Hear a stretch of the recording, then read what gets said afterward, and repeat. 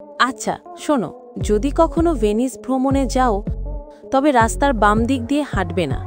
Hey, I'm a tourist.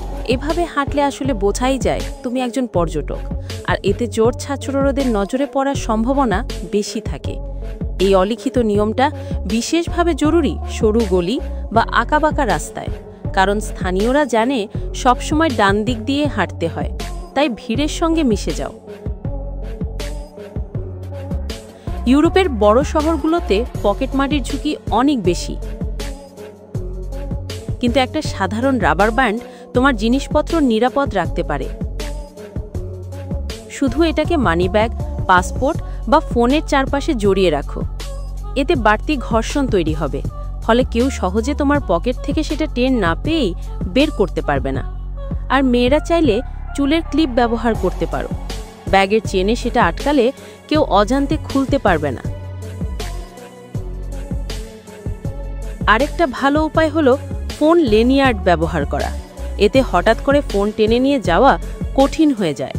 এগুলো অনলাইনে খুব সস্তায় পাওয়া যায়, আর $20 কম খরচ করা অনেক ভালো নতুন ফোন কেনার ঝামেলার চেয়ে।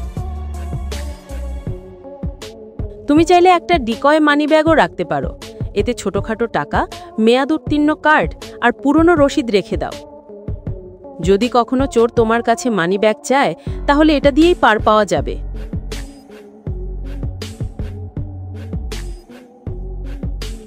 আসল টাকা লুকিয়ে রাখো মানি বেল্টে বা ফাঁকা লিপস্টিক টিউবের ভেতর। কেউ কেউ ভুয়া বিয়ের আংটিও পরে বাড়তি সতর্কতার জন্য। তবে পোশাক পরিচ্ছদ নিয়েও সচেতন হতে হবে। ফুল শার্ট, স্যান্ডেল আর বাকেট হ্যাট পরে ঘুরলে যে তুমি পর্যটক সেটা স্পষ্ট বোঝা যায়। এতে অবাঞ্ছিত দৃষ্টি আকর্ষণ হতে পারে।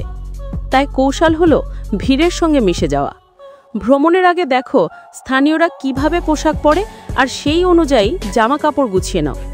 ছোটখাটো পরিবর্তন, যেমন ব্যাকপ্যাকের বদলে কাপড়ের বাজারের ব্যাগ ব্যবহার করলে সহজেই স্থানীয়র মতো দেখাবে।